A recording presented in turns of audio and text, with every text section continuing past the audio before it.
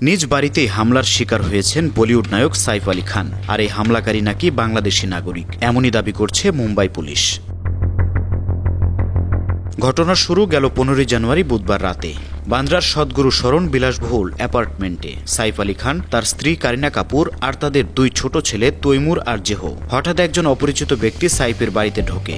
সাইফ পরিস্থিতি বুঝতে বাইরে বের হলে তাকে এলোপাতাড়ি কোপাতে থাকে। পরিস্থিতি এতটাই গুরুতর হয়ে যায় যে সাইফকে তৎক্ষণাৎ অটোরিকশায় চড়িয়ে লীলাবতী হাসপাতালে যেতে হয়। মুম্বাই পুলিশ তদন্ত শুরু করে। 19 জানুয়ারি রোববার সকালে মহারাষ্ট্রের হীরানন্দানী স্টেট এলাকা থেকে 30 বছর বয়সী এক ব্যক্তিকে গ্রেপ্তার করা হয়েছে।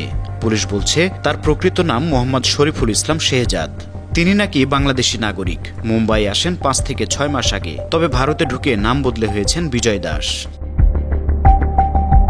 পুলিশ জানায় অভিযুক্ত মুম্বাইয়ে এক হাউসকিপিং এজেন্সিতে কাজ করতেন। অভিযুক্তর কাছ থেকে মিলেছে ভুয়া নথিপত্র। ভারতীয় নাগরিক হওয়ার পরিচয় তিনি দেখাতে পারেননি। ডাকাতির উদ্দেশ্যে সাইফের বাড়িতে ঢুকেছিল, কিন্তু ঘটনাটা যে এমন মারাত্মক দিকে মোড় নেবে সেটা বোধহয় সে ভাবেনি। এই ঘটনা জন্ম দিয়েছে অনেক প্রশ্ন। একজন বাংলাদেশি কিভাবে এত সহজে মুম্বাইয়ের বিলাসবহুল এলাকায় ঢুকে পড়ল?